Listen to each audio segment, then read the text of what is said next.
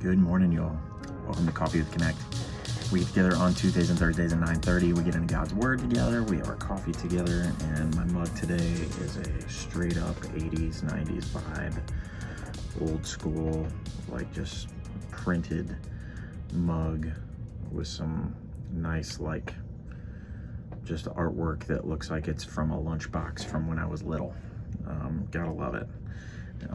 Got this mug from a lady named Verlin, who's an awesome member of our church, and got a couple of mugs that sort of match like this from her. So we're going to be continuing through the Sermon on the Plain in Luke chapter 6, and we're going to be looking at verses 41 and 42, and we're going to pray, read, think, write, do as we go through this process of studying the Bible, and we look at this sermon that Jesus gave that resembles the Sermon on the Mount a lot.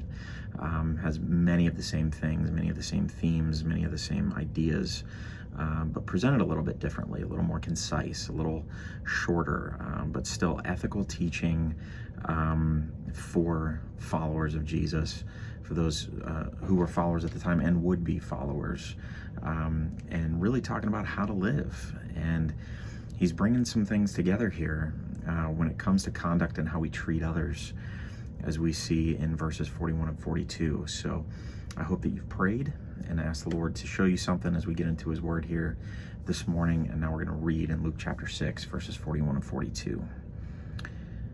Jesus says this: "Why do you look at the speck of sawdust in your brother's eye and pay no attention to the plank in your own eye? How can you say to your brother, 'Brother, let me take the speck out of your eye,' when you yourself fail to see the plank in your own eye? You hypocrite, first take the plank out of your eye, and then you'll see clearly to remove the speck from your brother's eye." So obviously Jesus is exaggerating here. At the same time, he's not wrong when he's talking about being a hypocrite here. He's not wrong. Jesus shows that we're generally far more tolerant of our own sin than we are of the sin of other people.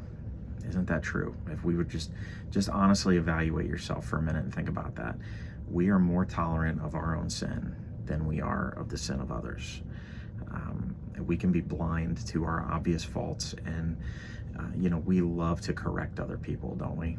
We love to just tell people what they're doing wrong, but none of us like to be corrected.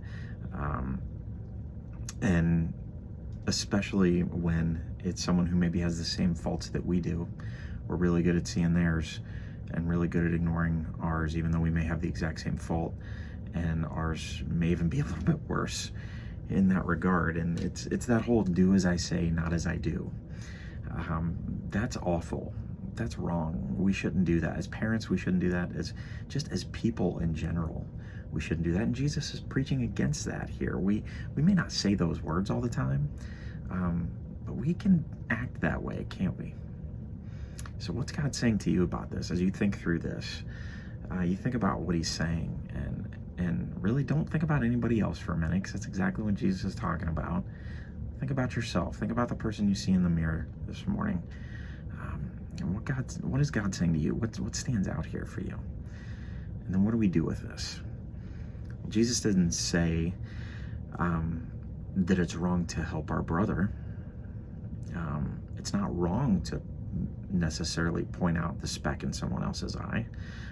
We need to do that from an accountability standpoint. What's wrong is the way in which we do it. It's a good thing to help our brother or our sister with the speck that's in their eye, without a doubt, but not before dealing with the plank that's in our own eye. So let's deal with our own plank first as we help our brother and sister. And remember that they're our brother and sister when we help them with the speck that may be in theirs. So thanks for joining me, and be sure to like the video, heart the video, subscribe to the channel, smash that like button, and smash that subscribe button, and join me again here next time so that we can have our coffee and connect to Christ, community, purpose, and God's word together. See ya.